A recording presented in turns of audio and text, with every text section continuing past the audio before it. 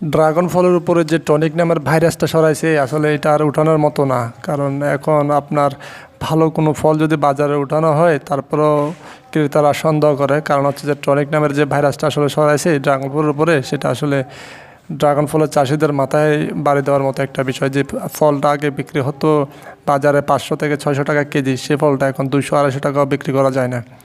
তো এই হলো ড্রাগনের চাষিদের মানে একটা মাথায় বাড়ি দেওয়ার মতো অবস্থা আর কি। তো যারা ক্রেতা আছেন অবশ্যই খেয়াল রাখবেন, টনিক দেওয়া ফল কিন্তু আপনার কখনো 200 থেকে 250 গ্রামের উপর হবে না। আর যেটা দেখবেন যে আপনার 800 1 কেজি ওজনের বা 2 কেজি ওজনেরও 1.5 কেজি ওজনেরও হয়ে থাকে টনিক ফল, সেটা কিন্তু অবশ্যই টনিক দেওয়া।